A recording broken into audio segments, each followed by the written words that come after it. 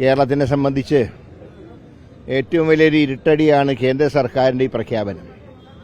ഡീസലിനും പെട്രോളിനും 3 രൂപ വീതവും മറ്റ് പെട്രോൾ ഉൽപ്പന്നങ്ങൾക്ക് 2 രൂപ വീതവും വില വർദ്ധിച്ചപ്പോൾ തിരുവനന്തപുരം നഗരത്തിൽ പെട്രോളിന് ലിറ്ററിന് ഏതാണ്ട് 111 രൂപയും ഡീസലിന് ഏതാണ്ട് 101 രൂപയും നൽകേണ്ട അവസ്ഥയിലാണ് കാര്യങ്ങൾ എത്തിച്ചേർന്നിട്ടുള്ളത്. കുക്കിംഗ് ഗ്യാസ് അല്ലെങ്കിൽ തന്നെ യുദ്ധത്തിൻ്റെ പേര് പറഞ്ഞ് പല ഹോട്ടലുകളും നമ്മുടെ നാട്ടിൽ അടഞ്ഞുകൊണ്ടിരിക്കുക. ഇപ്പോൾ എല്ലാം കൊണ്ടും ഹോട്ടൽ ഉടമകളും ഹോട്ടൽ ജീവനക്കാരും കഷ്ടത അനുഭവിക്കുന്നു. ഇപ്പോൾ ബംഗാളിൽ വോട്ട് ചെയ്യാൻ പോയ ബംഗാളികൾ ഇതുവരെ തിരിച്ചു വന്നിട്ടില്ല, ആസാമിലുള്ളവർ തിരിച്ചു വന്നിട്ടില്ല. അടുക്കളയിലാണെങ്കിൽ കുക്കിംഗ് ഗ്യാസും ഇല്ല. അപ്പോൾ ഹോട്ടലിലെ മെനു പോലും വെട്ടിച്ചുരുക്കുക. ഇതിനു പുറമെയാണ് ഇനി സഞ്ചാര സ്വാതന്ത്ര്യം പോലും നിഷേധിച്ചുകൊണ്ടുള്ള തീരുമാനം കേന്ദ്ര സർക്കാരിൻ്റെ ഇപ്പോൾ ഉണ്ടായിട്ടുള്ളത്.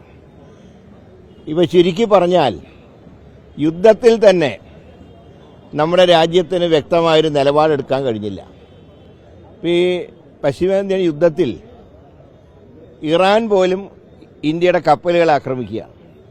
മുമ്പൊക്കെ വിദേശ രാഷ്ട്രങ്ങൾ തമ്മിൽ സംഘർഷം ഉണ്ടാകുമ്പോൾ ഇന്ത്യ എന്ത് പറയുന്നു എന്നറിയാൻ കാതോർത്തിരുന്നൊരു കാലഘട്ടം ഉണ്ടായിരുന്നു ലോകത്ത്.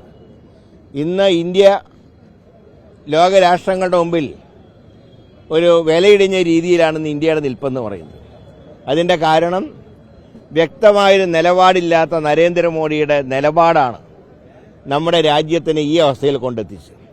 ഏതായാലും മറ്റന്നാൾ അധികാരത്തിൽ വരുന്ന UDF ഗവൺമെന്റിന് നേതൃത്വം നൽകുന്ന നിയുക്ത മുഖ്യമന്ത്രി ശ്രീ VD സതീശ് ഒരു കാര്യം പ്രഖ്യാപിച്ചിട്ടുണ്ട്.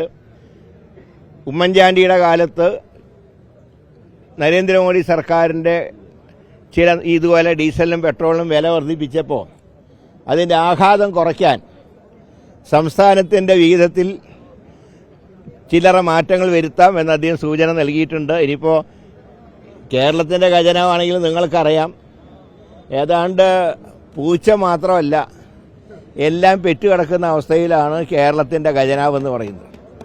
അതിനിടയ്ക്ക് നമുക്ക് തെരഞ്ഞെടുപ്പിൽ നൽകിയ വാഗ്ദാനങ്ങൾ നടപ്പാക്കേണ്ടതുണ്ട്. പ്രത്യേകിച്ച് KSRTCയിൽ സ്ത്രീകളുടെ സൗജന്യ യാത്ര പ്രഖ്യാപിക്കണം. കോളേജ് വിദ്യാർത്ഥിനികൾക്ക് 1000 രൂപ മാസം നൽകുന്ന സംവിധാനം നമുക്ക് ആരംഭിക്കണം. ഇതിനൊക്കെ ഒരുപാട് സംഖ്യ ആവശ്യമാണ്. കേന്ദ്രമാണെങ്കിൽ നമുക്കൊന്നും തരില്ല, പിണറായിക്ക് കൊടുത്ത പോലും നമുക്ക് തരില്ല. അപ്പോൾ അങ്ങനെ ഒരു ശക്തമായ സാമ്പത്തിക പ്രതിസന്ധി നേരിടുമ്പോൾ പോലും ഇക്കാര്യത്തിലൊരു പരിഗണന ഉണ്ടാകുമെന്ന് നിയുക്ത മുഖ്യമന്ത്രി സൂചിപ്പിച്ചത് നമ്മൾ വളരെ പ്രതീക്ഷയോടുകൂടെ കാണുകയാണ്. ഏതായാലും കേന്ദ്ര സർക്കാരിൻ്റെ ആഘാതം കഴിയുന്നത്ര കുറയ്ക്കാൻ കേരളത്തിൽ അധികാരത്തിൽ വരുന്ന UDF സർക്കാർ ശ്രമിക്കും എന്നുള്ള നിയുക്ത മുഖ്യമന്ത്രിയുടെ പ്രഖ്യാപനം വളരെ പ്രതീക്ഷയോടുകൂടിയാണ് കേരളത്തിലെ ജനങ്ങൾ ഇന്ന് കാണുന്നത്. ഏതായാലും നമ്മുടെ പ്രതിഷേധം, കേന്ദ്ര സർക്കാരിനെതിരെയുള്ള ഈ ശക്തമായുള്ള പ്രതിഷേധം ഇതിവിടെ പ്രകടിപ്പിക്കുമ്പോൾ ഒരു കാര്യത്തിൽ എനിക്ക് പറയാനുള്ള ഒരു തമാശ, സർക്കാർ അധികാരത്തിൽ വരുന്നതിന് മുമ്പ് ബസ്സിൽ സൗജന്യ യാത്ര നടത്തണം എന്ന് പറഞ്ഞ് ഇന്നലെ ചില സംഘടനകൾ ചില സമരം നടത്തുകയുണ്ടായി. അവരുടെ പാർട്ടി ഭരിക്കുന്ന ഇന്ത്യ രാജ്യത്ത് ഡീസലിനും പെട്രോളിനും വില കൂട്ടി നാട്ടുകാർക്ക് പുറത്തിറങ്ങി നടക്കാൻ കഴിയാത്ത അവസ്ഥയിലാണ് ഒരു സർക്കാരിൻ്റെ സത്യപ്രതിജ്ഞയ്ക്ക് മുമ്പ് സൗജന്യ യാത്രയ്ക്ക് വേണ്ടി ചിലരൊക്കെ മുറവിളി കൂട്ടിയത്. അവർ ഈ രാജ്യത്ത് തന്നെയാണോ ജീവിക്കുന്നത് എന്നുകൂടെ അറിയാൻ താല്പര്യമുണ്ട് എന്ന് മാത്രം പറഞ്ഞുകൊണ്ട് ഈ പ്രതിഷേധ മാർച്ച് ഔപചാരികമായിട്ട് ഉദ്ഘാടനം ചെയ്യുന്നു. ജയ് ഭാരത്, ജയ് കോൺഗ്രസ്.